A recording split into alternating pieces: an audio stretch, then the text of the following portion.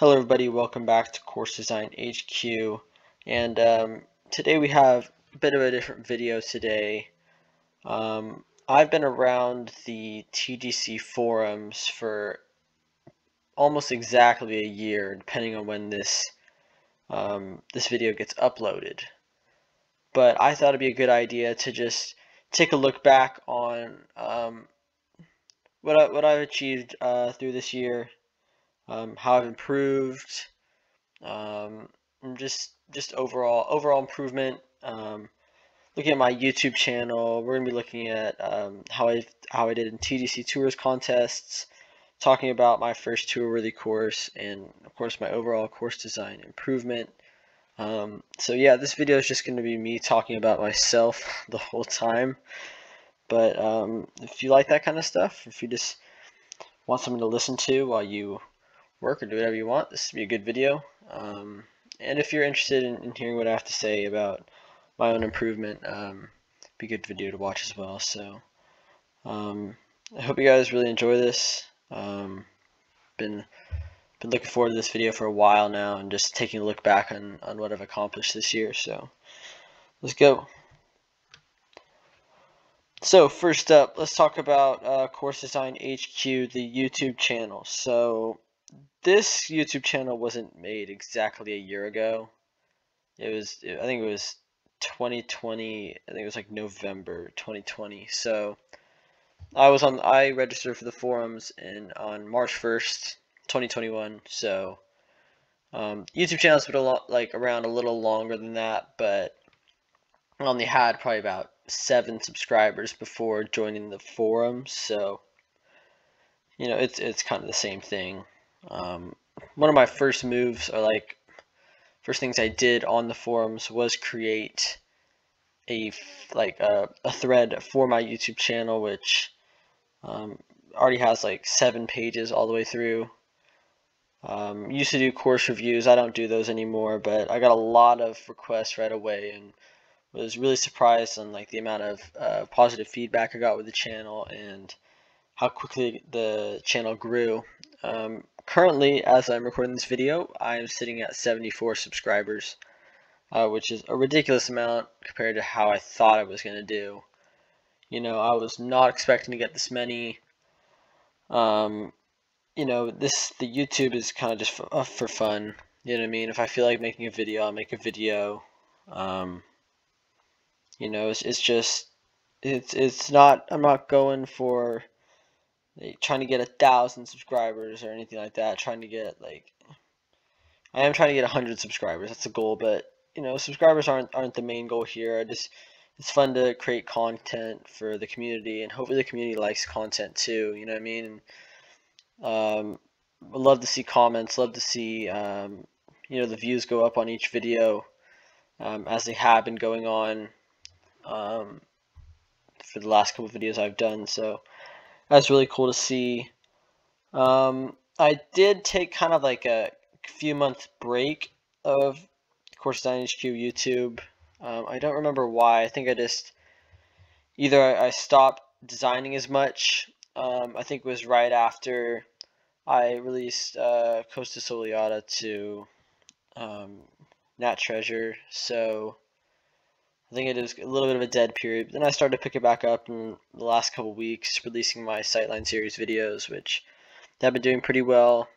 Those are a lot of work to do, so they're not coming out as quickly as I would have hoped, but they're coming, and I have a whole series planned for that.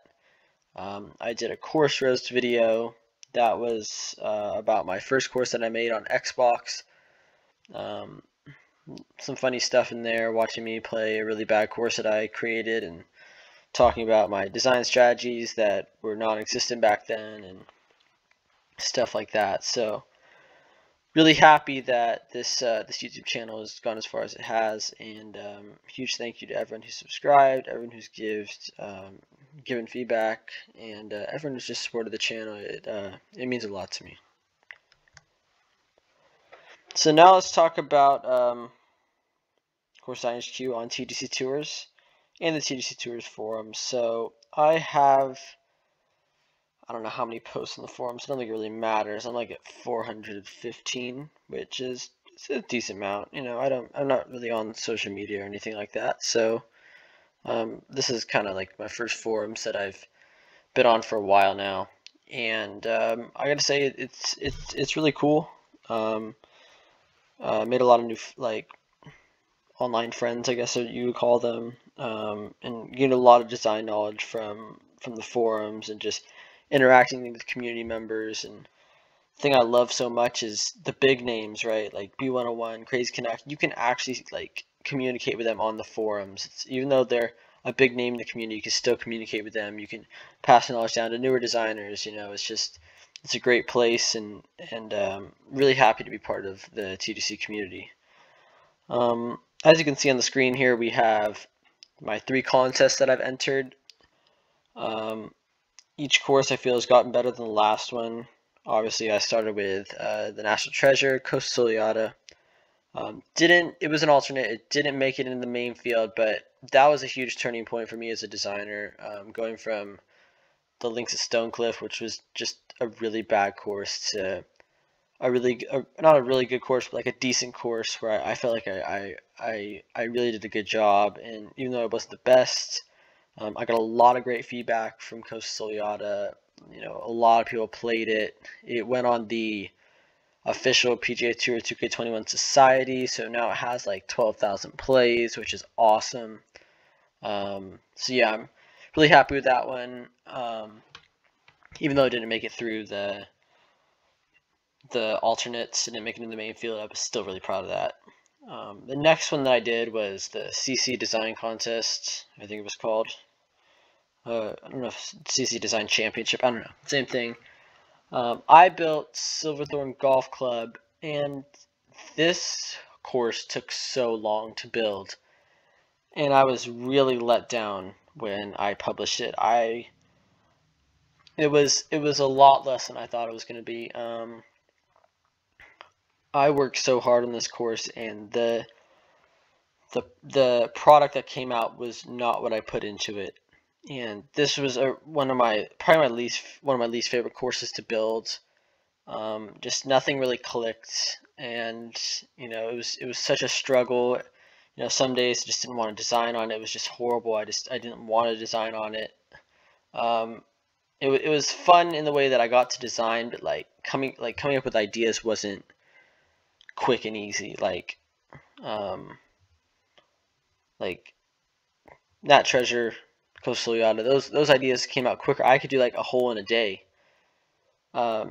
Silverthorne was like a hole in 3 or 4 days. Like, just the planting was so tedious, and I made the course way too easy. And what about Amiobi? Shot like 18 under on it. I remember Apex Hound made a video. It was titled "Easiest Course in PGA Tour 2K21," and I remember on there I was like, "Hey, this is for the challenge circuit. It's supposed to be easy." And someone else is like, "Hey, this is built by a 14-year-old and stuff." And Apex Hound's like, "Oh, okay, it's not as bad then." So, you know, at least I got my course played on his channel, but everyone was shooting at 27 under every single round. So, really trying to make my courses a bit harder after that one. But yeah, that was a big letdown for me, and that, like, my confidence went down from that course. It didn't go up from that course. So the next one I had just recently, the Rookie Design Contest. Motu Kodowa was my entry into the Rookie Design Contest, and is by far my best course I've ever built. Tour-worthy course. We'll talk about that in a minute. Really proud of this course. This course took a really long time, probably maybe a little longer than Silverthorne, but the product was a lot better than Silverthorne. Like, I don't know, something just clicked with this course. Like, I don't know, I had a vision, I knew what I wanted to go for, and I just went for it, and I feel like I nailed what I wanted to do. There were a couple holes, like hole 4, I didn't like that hole. I would love to go back and redo that. I'm trying to think what other hole. 17 was a little bit too easy, and 18 was a little weird too. Hole 2 also played a little short, but you know, there's a lot of things I would change, but I'm really happy with with what I created, and I'm really happy that people really enjoyed it. Really proud to get a tour-worthy course. I've been doing that or been trying really hard for a while to try to get a tour-worthy course. So really happy about that, and big thanks to CDO6 for on Discord.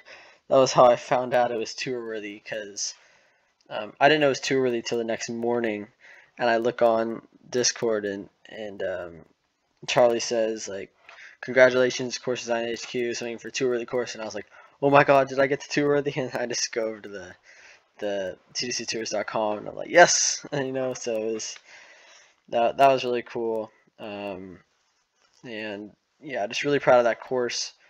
On the, I wouldn't say bitter side of this course, but the not so good side of this, it did not make the top 20, which I am very disappointed about. My Silverthorne Golf Club actually made top 20. It was number 20 out of 57 entries, and it wasn't that good. And Motokotowa was in the rookie design contest, and I felt like I had something with this course. Like, I had a good chance to go really far, and I heard that from like a lot of streamers too. Like, I watched Erickson Stone's play through my course, and he's like, "Yeah, I think this would go really far," and I was feeling really good. So I was really disappointed that I didn't make it through, and I do know that Group 6, the group that I was in, it had a lot of good designers. I think it had Q's course. Did it have, who did it have? Was Pat LeVar's course in there? I don't know. All I can say is Pat LeVar's course is an absolute banger, dude. That is such a great course, dude. And Q's course is awesome as well. So, and then Daggertooth. Yeah, I remember Daggertooth. That was one that I was looking at. I was like, dude, can I beat this course? Can I get through? And I thought it was really close. I think that one was probably a little bit better than mine, but I don't know. I'm not as disappointed as I was for like other ones like National Treasure, because I know this is such a big improvement from my previous designs, and I'm not winning the contest. I'm just a little disappointed, maybe, like, because the further you get, the more recognition you get. The more people see you in the community. Like, getting cut out, outside the top 20, doesn't really progress me in the community's eyes. You know what I mean? But in my eyes, it definitely improved, and it tells me that I'm still improving. After Silverthorne and then Shadow Oaks, which is not on here, but I felt like I was starting to peak a bit, and I got really nervous for like coming to this contest. I was like, am I peaking?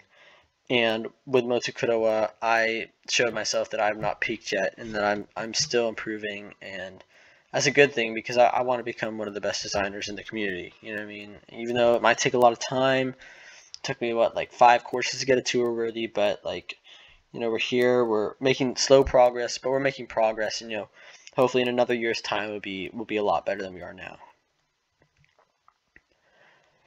So we're going to look at overall design improvement. So these are all my courses, more or less, that I've published. There are a couple like other ones that are not on here because they're not 18-hole courses.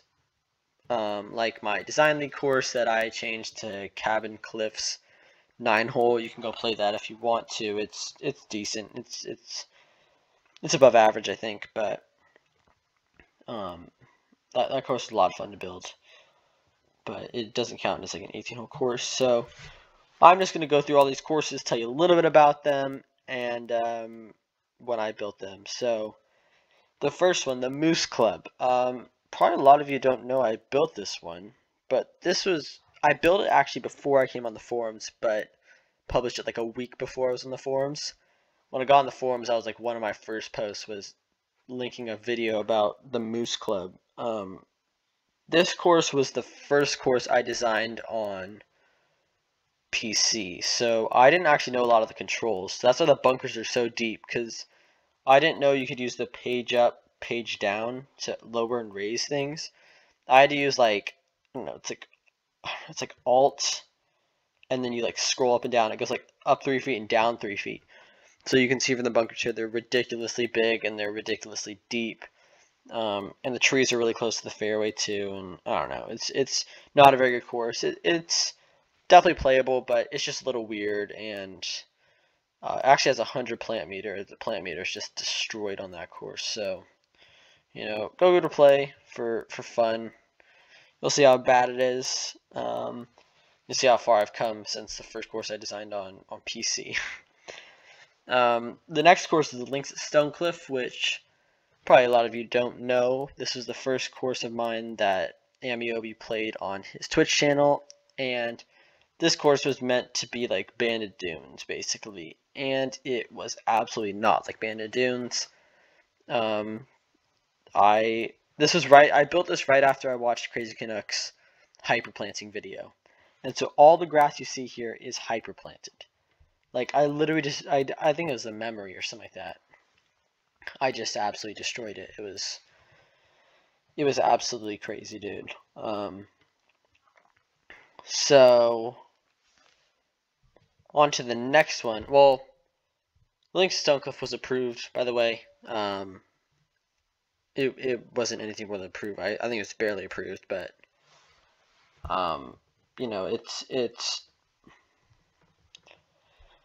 it is what it is. It's not great. It's better than the Moose Club, but it's pretty bad. Just sculpting and the 10 million rocks that are on the course, as you can see from here. So yeah, that's absolutely horrible. Top right corner, you're going to see Costa Soleada, which a lot of people do know, I think. Probably I got a lot of feedback from this, and pretty easy course. It's only like 6,900 yards. The hole you see there is the 4th hole. I wonder if I can name all the holes in these pictures. I think I can. So that is the 4th hole. It's par 3.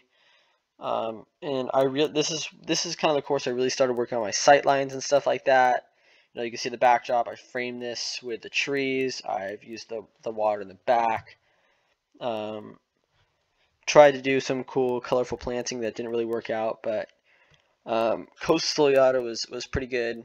The whole designs weren't great, but it got approved.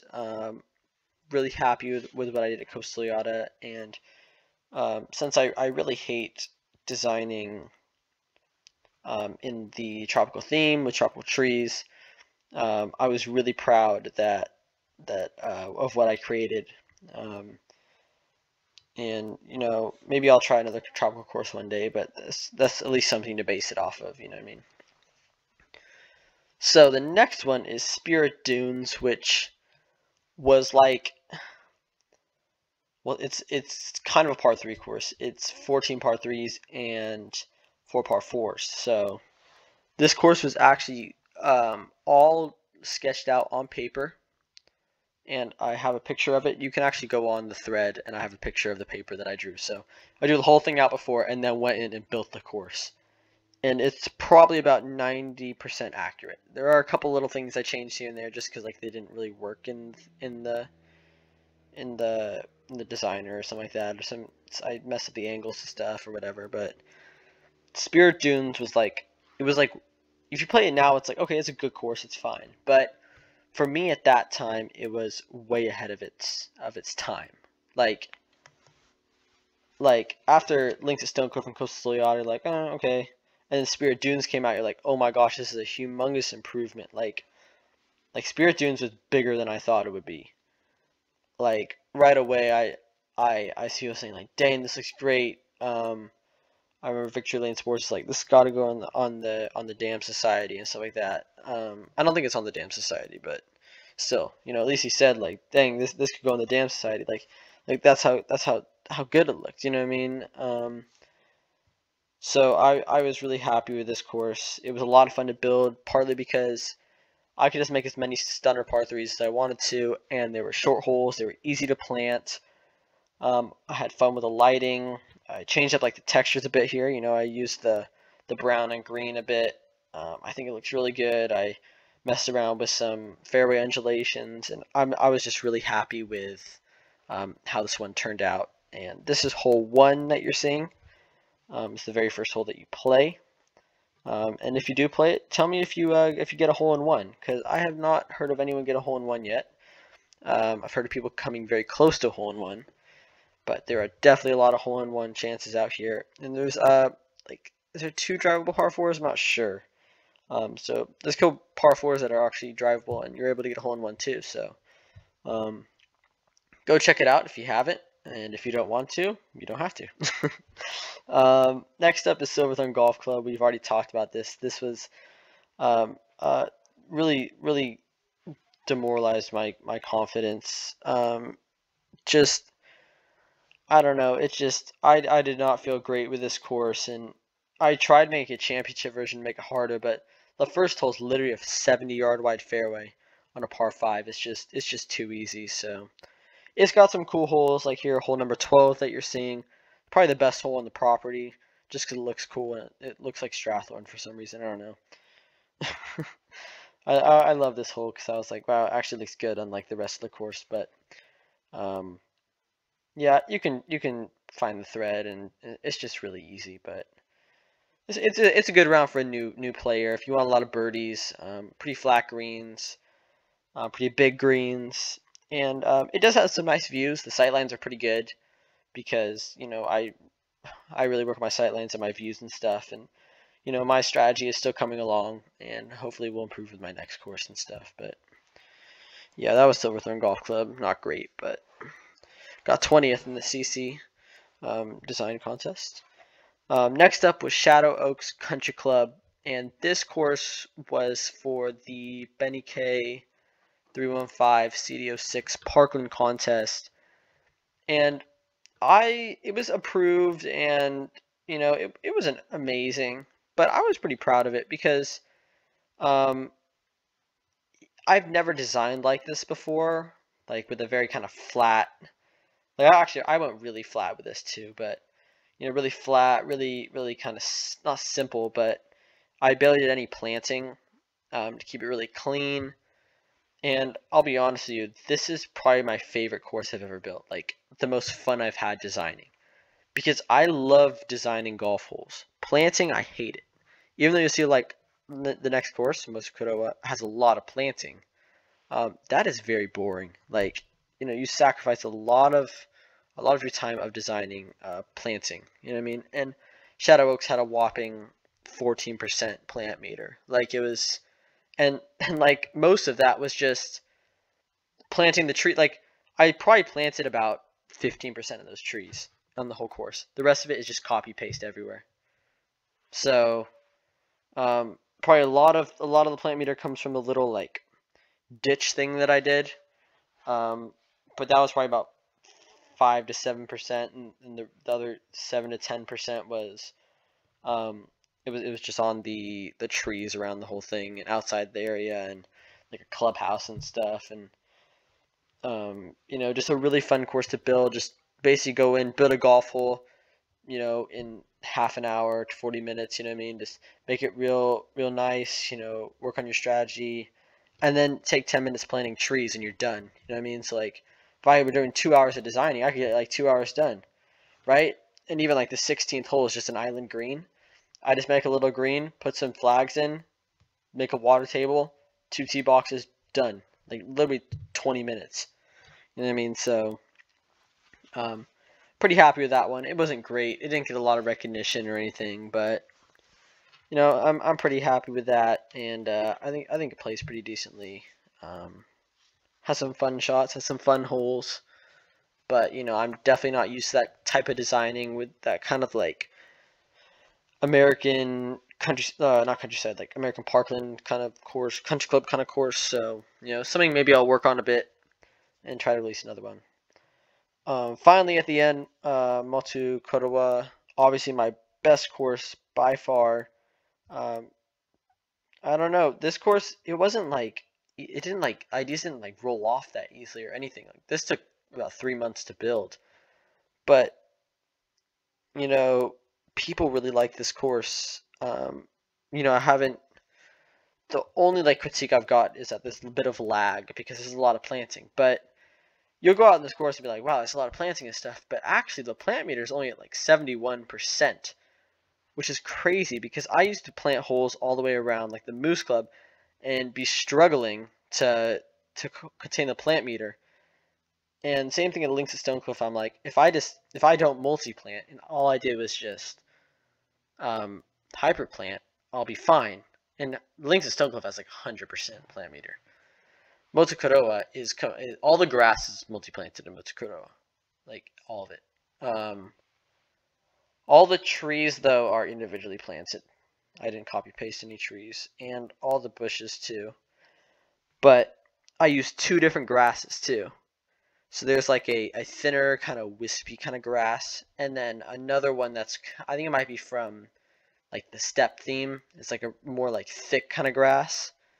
So those are both multi-planted along each and every hole, in every ditch, on every hill, and it's only at 71%. So I think the way I accomplished that was I don't use the full plant meter. I like tone it down like half, so it still gets the same, almost the same thickness, but like half the plant meter. So that's like something for your newer designers who still want to use multi-plant grass. You can actually do it. You can actually still survive completely fine. I think I used let me think, four different trees. I'm trying to think. I think it was four different trees and then just one bush. The versatile mesquite bush. That bush is so good. I think I used that on Silverthorne Golf Club. I used it obviously on Motokuroa, and I'm working on a new little secret project right now that hopefully will eventually come out, but I'm using mesquite on that as well. So mesquites are my friend, and you're probably going to see them on a lot of my courses. So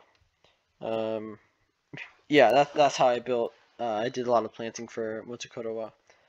I feel like on Motokuroa my whole design was stepped up a bit. I feel like just my land movement was a lot better. I really embraced the natural feel to the course. You know, a lot of that is not sculpted. Obviously, like greens and bunkers are sculpted and stuff like that, but a lot of like where greens sit, you know, just choosing that very just naturally, letting the natural land movement, you know what I mean? Because the first thing I do with the course, I go and I jack up the plot and see what I have. If I like that, then I go build a hole. If I like that, just continue on. And then after a couple holes, if I decide like this is the one, then I keep going with it. You know what I mean? And I don't know how many plots I discarded trying to do the rookie entry. Probably about 3 or 4. So you know, I didn't scrap 60 plots like Charlie, but definitely scrapped a couple of them. And I'm really glad I came up with this one. So we just talked about this, but we'll talk about it for just one more minute. My first tour with the course, Motokuroa, really proud of getting the tour worthy status. I've been working towards that for a long time. And after Shadow Oaks, I was starting to feel a little discouraged. Like maybe I'm just not good enough to get a tour worthy. You know what I mean? Like, and I felt like I was still improving, but you know maybe I was starting to plateau a bit. You know what I mean? And level out and reach my limits. If you know what I mean. So this was a great course. I wouldn't say this is my last effort to try to get tour worthy, but I was really kind of, you know, really focused with this one and thinking like everything has to be good here. You know what I mean? Like I told myself like I'm gonna create the best course I can possibly create. Like I'm going for this one. You know what I mean? And you know, as every designer does, a lot of top designers at least, when they release a course, everyone always feels like their course isn't that good. You know what I mean? Like I saw this and I was like, oh, this hole doesn't look that good, and this hole doesn't look that good. And even like when I watch playthroughs, people are like, dang, this hole's so cool. I'm like, is it though? Like, it doesn't seem that great to me. You know what I mean? But really happy to get the tour-worthy course. Thank you to the reviewer for giving it tour-worthy. So yeah, this is a great course for me personally, and I'm glad a lot of people enjoyed it. I just want to say a huge thank you to everyone for supporting the channel and providing feedback to my courses. It's been a great year on the forums, in the community. As I said, I made a lot of new friends, a lot of new people, on Twitch as well. Maybe at some point I'll do like streams and stuff, but probably not for a while. But I'm amazed at how much support I've gotten, especially on the channel. 74 subs. Let's get it to 100. That's the goal right now. One away from 75. That's kind of like a 3/4 benchmark right there. And then we're just 25 away from getting triple digits, which this is a YouTube channel that I created by myself with no help from anybody, no YouTube experience. Like, just went on one day and said, hey, I want to make a YouTube channel. So pretty proud of that, and just want to say a huge thank you to everybody. You guys are what inspire me to make videos. When people comment on videos, and when videos get a lot of views, I mean, that lifts my spirits a bit, and when a video does not as well, it goes down a bit, but I know a lot of you guys watch the videos. I just want to say thank you to you guys. Those 74 subscribers are you guys, I mean, they're not me, except for like my other channel that I subscribe to my channel. So you guys are the 73 subscribers who are subscribed to my channel. So thank you for that. Thank you for the support on the forums. I feel very welcome in the community, and I'm just really happy to be part of this awesome golf course design community. It's been a great year, and I look forward to the next one. So as always, guys, make sure to slap a like on the video and subscribe. Let's get to 100 subs. That'd be awesome, guys. Thank you again for watching. Thank you for supporting the channel, and see you guys next time.